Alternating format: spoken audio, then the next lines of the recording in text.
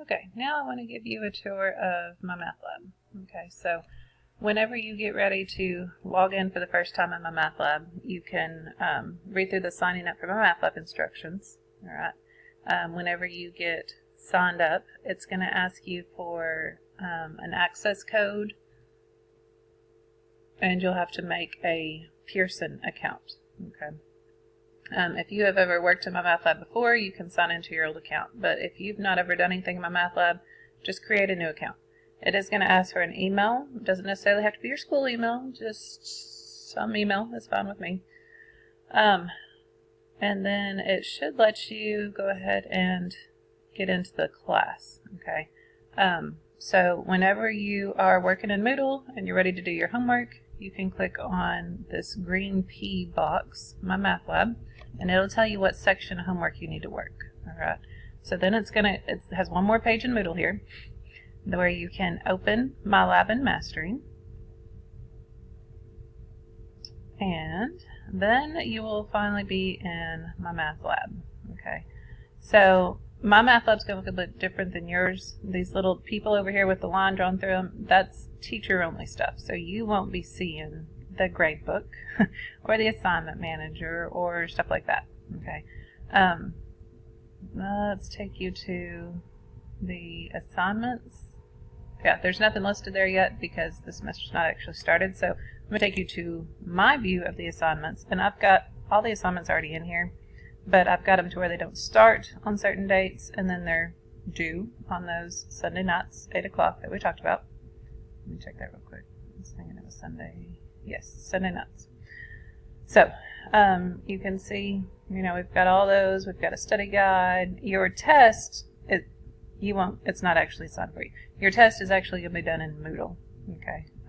But all these homeworks and stuff are done in my math lab here. So I wanted to show you what these look like here. Let me see if I can. You should just be able to click on it, but again, it's a little different for me. Alright, so when we open up a homework, you'll have the questions. Let me extend my screen here. Okay. You will have the question. You can click from question to question up here at the top. Okay, or I can't extend my box, I'm sorry. Down here towards the bottom, you've got check answer. Okay, so let's say that we think B and D are answers. We can check it. It'll tell you, no, here's some information about this, try again. Okay, and you can click some other boxes, unclick these, whatever you think needs to happen. Okay, and check answer. Tell you no again. Okay, so usually it'll give you 3 attempts on this stuff, and then it'll finally count it wrong. Alright, so let's try this. Final check. It says no. The correct answer was A, B, C, D. Alright, so you can go on to the next question and just take the deduction points, or you can hit similar question and try it again. Okay, so different setup, alright, different numbers and everything else, but same type of thing. Okay. And like I said, it will grade it instantly. Alright, it'll tell you your homework score up here. If you ever need to shut this down, if you ever need to shut this down and then come back to it, you can just save. It'll close out, save your work, and let you back in later. Okay. This one thing I really like about my math lab is that it comes with lots of help. Okay.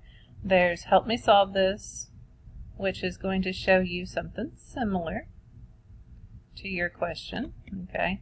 And it will kind of work you through this a little bit, okay? It'll talk you through it. How do 2 sets equal? You can kind of look through there, pick the right answer, go back and read the definitions, stuff like that, and it'll push you on through there. And you can continue and continue and everything else, okay? Also down here at the bottom, there is a view an example, which again is going to be something similar to yours. This one doesn't ask you questions along the way. Okay, it just straight up tells you, here's the definitions, here's the directions, here's the steps. And you can work it, look through it all right in there. Okay, so I like that one a little bit better just because it doesn't pester you to death. It just gives you what you need. The Get More help, you can take it, if you hit textbook, that's going to take you to a link in the ebook and show you, it'll open it up for you, section 2, or chapter 2, section 2, and you can look through and read the ebook on that. Ask My Instructor is going to send me an email, and that's fine. You can do that. It sends me your problem, so just tell me what your issue is with that homework problem. Okay. Now you can also print these. All right. I know sometimes it's not easy to sit down and work on homework at the computer. Like sometimes you got a kid's basketball game you need to go to or whatever. You can print out the whole homework assignment and take it with you. When you come back, you just type in your answers. Okay, so there is that option as well. I was going to see what this little box does. Yeah, you could also flip through your problems like this, especially if you're coming back to it later and you did the first 10, you can click up there and start in on question number 11. Okay. So, yep, let's go back. I'm just going to save my work there. Let's backtrack. Didn't make my screen big enough for you guys to see everything. Sorry. I want to go back. Okay, I guess I'm going to have to get out of that one. There we go. Okay, back to Assignment Manager. Oh, I wanted to show you some other things over here. I'm not going to let you see the gradebook in my math lab because we're actually going to keep our gradebook in Moodle. I'll show you how to get to the Moodle gradebook later. But the e-text contents I wanted to show you. I know some people like to read through a section before they start the homework, and that's great. So you can do that here. You can go to Chapter 2, Section 2, and you can watch a video presentation. You can view an e-text. Study plan, I wouldn't do too much in that because that gets into a lot of questions that we won't necessarily cover. Okay, so don't waste any time in the study plan. But you can click on that ebook and okay, there we go. So Chapter 2, Section 2 of your book. Go away. And you can kind of scroll through there. You can flip pages. I've got it hidden from you, but it's down here. Flip to the next page. Okay, and it's got all your examples. It is the book. Okay, it's just the electronic version. So you've got all that available to you. There's no need to buy the book.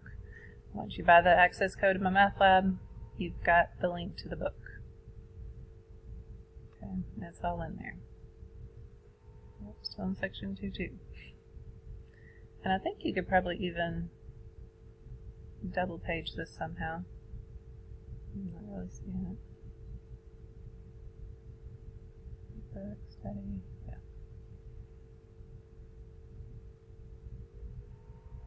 yeah. Oh, they even have school book pages. So like this is what you would see from your student edition of, was this 1 year license grade 8. Okay, so this is what you might see in a student textbook whenever you become the teacher. Section 2.2 seems pretty long. It's got some questions in there. You don't have to answer them. Okay, that's what my math lab does for you. Okay, so let's go see if it flipped to Section 2.3 or not. Yep, it will eventually get into the next section for you. Okay, let's go back. Main menu. I also wanted to show you the video and resource library. So in here, you have access to all kinds of videos. Let's go to try Chapter 3, Section 2. I'm going to go ahead and select all. Yeah, look at all this. Okay, so you've got your ebook right in there. You've got section video lectures. Some will have more than others, depends on the section. This PowerPoint here is what I started with when I created your PowerPoints, but remember I've added to those PowerPoints in Moodle. This is just the basic book PowerPoint. Okay, so I don't recommend that. I use the PowerPoints that I have in Moodle. All right. These videos that you see listed here, this section has a lot. Not all of them do, but this one does have a whole lot, and that's why I wanted to show you. There's different types of videos.